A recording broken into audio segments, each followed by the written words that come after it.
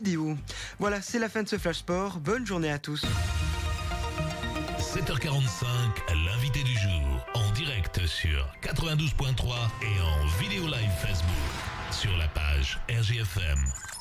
Il est 7h44, on est en direct bien évidemment, merci de vous réveiller en notre compagnie et ce matin nous accueillons dans ces studios Carole Thibault, bonjour. Bonjour. La directrice du Centre Dramatique National des Îlets pour parler donc de ce temps fort autour des luttes, les luttes sociales, c'est en plus un sujet totalement d'actualité, vous n'avez pas fait exprès quand vous avez monté mais j'imagine que voilà, il y a vraiment un aspect d'actualité là dans ce programme. Oui, tout à fait. Après, ce qui nous a intéressé, c'est vraiment la question des luttes ouvrières.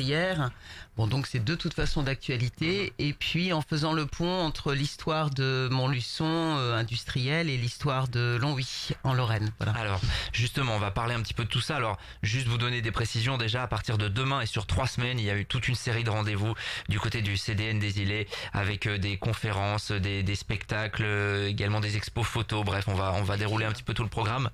Il y a beaucoup de choses finalement. Pourquoi déjà bien avoir voulu organiser un temps fort là-dessus? C'est votre histoire à vous, personnelle, c'est également l'aspect, la ville de Montluçon. Il y a un historique de lutte sociale. C'est les deux, c'est-à-dire qu'en tant qu'artiste, j'ai trouvé à Montluçon des liens évidents avec certaines recherches artistiques que je mène, et notamment sur la question de l'histoire industrielle, l'histoire sidérurgique, puisque je suis né en Lorraine à la fin de l'ère industrielle, et qu'il y a 3 générations de ma famille qui ont travaillé dans les usines de la Chière à Longwy. Et quand je suis arrivé à Montluçon, je me suis retrouvé plongé dans la même histoire, en tout cas, qui est à peu près sur les mêmes époques. Et puis ce qui m'intéresse, c'est pas tant d'être dans un rapport nostalgique, c'est plutôt d'interroger ce que ça fait aujourd'hui à ce qu'on est, à nos identités, parce que c'est une histoire qui a été beaucoup occultée ou très peu travaillée en France.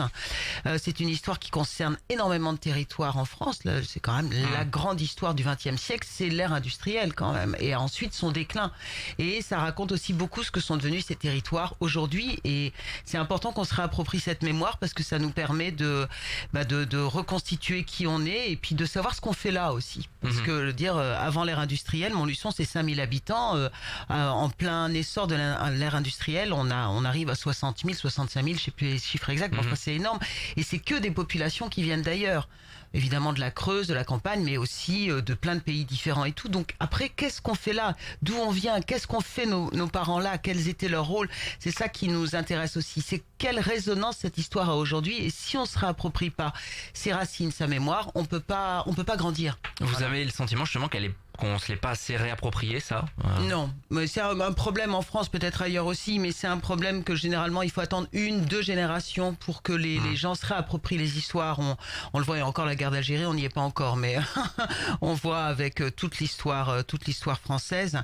Et là, ça fait 40 ans, puisqu'on a une exposition qui s'appelle La Lorraine monte à Paris, et qui est donc une exposition que nous a prêtée la mairie de Longwy, et elle raconte le moment de la grande manifestation des Lorrains qui montent ou descendent à Paris, c'est comme on voudra, pour défendre leur outil de travail. Et on est en 79, et là on vient d'arriver en 2020, donc c'est un peu plus de 40 ans. Donc voilà, on commence petit à petit à ouvrir les choses. On le voit ici dans la ville de Montluçon, on commence à se réapproprier, à se réintéresser à tout ça. Et il est temps, parce qu'il y a plein de gens qui ont vécu ça, qui vont disparaître, et c'est un pan de notre histoire occidentale et contemporaine qui est absolument capital. Vous avez évoqué lors de la conférence de presse de présentation de ce temps fort-là, des changements qu'on n'avait pas eu le temps de digérer finalement. Tout cet aspect désindustrialisation, c'est allé très vite, même en matière de paysage. Ici, on s'en rend compte, il y a beaucoup de choses qui ont disparu finalement. Oui, il y a beaucoup de choses qui ont disparu.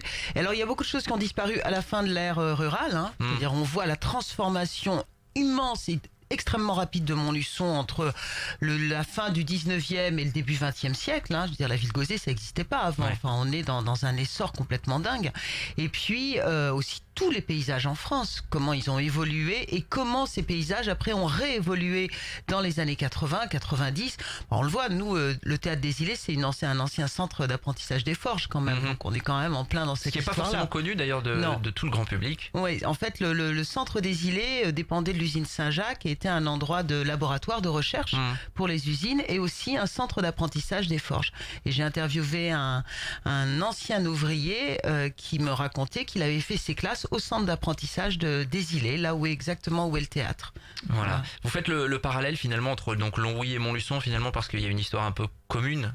Oui, mais on peut le faire avec la plupart des régions en France, hein, à part les très grosses métropoles comme Paris, évidemment qui ont une autre forme d'histoire, mais il y a plein de villes qui ont connu un essor immense à la fin de ce 19e siècle et qui après se sont retrouvées dans une forme de déclin parce que il n'y avait plus de travail, les usines fermées. Et qu'est-ce qu'on fait avec ça? Et qu'est-ce qu'on fait avec cette histoire? Et qu'est-ce qu'on fait avec le présent de toutes ces régions et ces villes qui n'a pas été assez traitée? Et je pense que une des causes parmi d'autres de la colère des gens et de la nécessité d'une parole aujourd'hui, c'est aussi de dire mais on n'a pas pris en compte notre histoire dans la question du récit, on va dire du récit national pour dire des grands mots, mais notre histoire est laissée de côté alors qu'on a fait la richesse de la France, alors que ça a été des endroits extrêmement importants. Et puis ça pose la question politique de la désindustrialisation bien évidemment aussi, quoi. Alors on n'aura pas le temps d'évoquer tout ce qui va se passer parce qu'il y a vraiment beaucoup de choses pendant ces 3 semaines à venir. On vous invite à aller sur le site du CDN des Îlets. Déjà commencer par le commencement, c'est pas mal ça. Demain avec pour commencer une conférence, vous avez invité Guy Gozard que l'on connaît bien notamment à ce micro, historien qui viendra parler justement déclin et disparition de la sidérurgie localement et puis en Lorraine du coup à Longwy parce que également. donc demain, après-demain et jeudi, je présente Longwy Texas qui est donc un spectacle que j'ai fait autour de l'histoire des luttes en Lorraine et relié aussi à l'histoire de ma famille donc qui travaillait dans les usines et donc c'est toujours un bonheur. Il était venu Guy Gozard pour venir intervenir après Lettres du Front qui était sur la guerre 14-18 et c'est toujours un bonheur de l'entendre parce que non seulement c'est un érudit absolu mais aussi il aborde les choses avec beaucoup d'humanité et surtout pas de manière vulgaire, mais par le petit bout de la lorgnette, c'est-à-dire qu'il va regarder l'humain aussi là-dedans. Il va regarder des endroits qu'on n'a pas l'habitude de regarder dans la grande histoire, et c'est du coup absolument passionnant, éclairant, et ça met l'histoire à la portée de toutes et tous, quoi. Donc demain 18h30, et puis votre conférence performée donc sur Longwy Texas qui s'est enrichie au fur et à mesure. Oui, parce que c'était la première chose que j'avais présentée ici en arrivant à la direction du Théâtre des Îlets en 2016, et à l'époque ça faisait 27 minutes, je crois exactement, et depuis je suis retournée à Longwy, donc j'ai fait tout un reportage, une recherche à Longwy au printemps 2018 et donc j'ai fait un spectacle, une conférence performée, on appelle ça, qui dure maintenant 1 heure et qui raconte ce qu'est Longwy aujourd'hui, ce qui est très intéressant par rapport à ce qu'est Montluçon aujourd'hui. Et franchement, on a de la chance à Montluçon. Parmi les autres spectacles à venir, mercredi notamment, parlez-nous de Loin d'Agondange.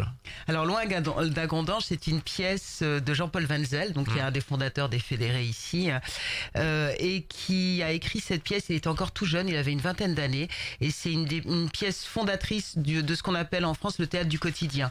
Donc c'est une pièce qui a marqué énormément l'histoire du théâtre et qui a été remontée ensuite par Patrice Chéreau, qui a fait le tour du monde, et il a remonté il y a 20 ans avec Monique Brun, Olivier Perrier ici, et donc moi j'ai eu envie de la reprendre. Je lui ai demandé l'autorisation de la reprendre en lecture. D'ailleurs je crois que Jean-Paul sera là mercredi le 22 pour revenir assister à cette lecture, et c'est Olivier Perrier qui lira avec Marilyn Even qui liront tous les deux la pièce. Voilà. Donc c'est des belles retrouvailles. Un autre spectacle sur lequel je voulais insister ce matin, ça va parler également évidemment ici dans ces studios, c'est Longueur d'onde, histoire d'une radio libre. Ça sera les 4, 5 et 6 février.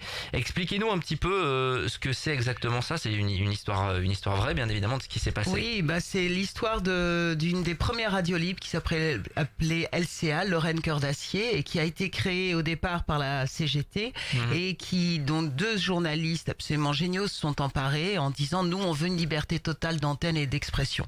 Voilà, à part vraiment les propos extrémistes, on veut que tout le monde puisse s'exprimer à notre antenne. Et c'est vraiment une radio d'éducation populaire et d'expression libre qui est magnifique et bouleversante aussi, parce qu'on entend des gens qui n'ont jamais eu la parole, comme les femmes, comme les ouvriers immigrés, et c'est incroyable les témoignages et la façon dont les langues la parole se prend enfin à cet endroit-là. Donc c'est une très belle histoire et ça raconte des extraits, on entend des extraits de cette radio qui sont rejoués. C'est un très beau spectacle. Ouais, qui témoigne vraiment d'une histoire finalement, de quelque chose. D'une histoire politique et sociale, d'un temps aussi, et puis aussi d'un temps aussi d'expression libre des médias, quoi, vraiment, et puis d'aventure. C'est une vraie aventure ce que mènent ces journalistes. En 1979, hein. Ouais, et c'est une radio qui normalement n'a pas le droit d'émettre finalement. Non. Et du coup, elle était les studios de la radio étaient implantés dans la mairie de Longwyot, mairie communiste, hein, il faut le préciser. C'est pour ça qu'il acceptait les studios de la mairie peut-être là-dedans. Et l'antenne de la radio avait été mise sur le clocher de l'église à côté de la mairie. Et c'est le curé qui devait être vraiment un prêtre ouvrier très engagé de l'époque, qui, quand les CRS venaient pour déloger la radio, qui n'avait pas le droit d'émettre, d'autant plus qu'elle était en soutien aux luttes, hein, donc quand les CRS venaient, le curé agitait la cloche et tous les habitants de Longwyot, donc il y avait 2000 personnes qui venaient faire barrage pour empêcher les CRS de démanteler ce qu'ils appelaient leur radio. C'était leur radio. Ça leur appartenait, il y avait vraiment un sentiment que ça leur appartenait. Donc ça sera à découvrir les 4, 5 et 6 février, encore une fois pour le programme complet. Le site sur le site du CDN des Îlets, il y a plein d'autres choses, hein. Expo photo, voilà, on n'aura pas le temps de tout évoquer. Expo photo, il y a des projections, il y a un partenariat avec le cinéma Le Palace qui fait une projection du dernier Ken Loach, voilà, sur lequel il y aura aussi une conférence. Il y a une projection autour de l'imagination au pouvoir qu'on fait nous au théâtre, puisqu'on a aussi un équipement cinéma. Enfin voilà, il y a énormément de choses, il y a beaucoup de conférences, de débats, de rencontres, c'est aussi ce qui nous intéresse, et tout le prolongement et la mise en écho des spectacles. Et puis on cherche aussi, vous permettez, je fais un appel à témoignage. Allez-y. Parce que le 7 février, donc la soirée de clôture, c'est un banquet républicain, ce qu'on avait déjà fait il y a déjà quelques temps, et qui est donc un moment où on mange tous ensemble, on aime bien manger aux îlets, et boire un coup aussi, et où on va discuter de thématiques abordées. Donc là, il s'agit de la question des luttes sociales, des luttes dans le monde du travail. Et donc pour cette soirée, on cherche des témoignages, donc d'une demi-page à une page, de gens qui soit seraient eux-mêmes en train de vivre une lutte dans le monde du travail, il y en a beaucoup en ce moment malheureusement, soit auraient été témoins ou auraient pu ou assisteraient à des luttes aujourd'hui. Donc ils nous écrivent une demi-page ou une page, et nous on le mettra en lecture. Mais bon, ils se renseignent sur le site et puis en appelant au théâtre. Voilà. Bien sûr, n'hésitez pas en tout cas, ce qui permettra de boucler ce temps fort autour des luttes. Donc ça débute demain. Vous avez le programme complet sur le site du CDN des Îlets. Merci Carole Thibault. Merci à vous d'être passé à notre micro ce matin. Il est 7h56. Le direct va continuer dans un instant. 7h45, l'invité du jour. En direct sur 92.3 et en Facebook Live vidéo sur la page RGFM.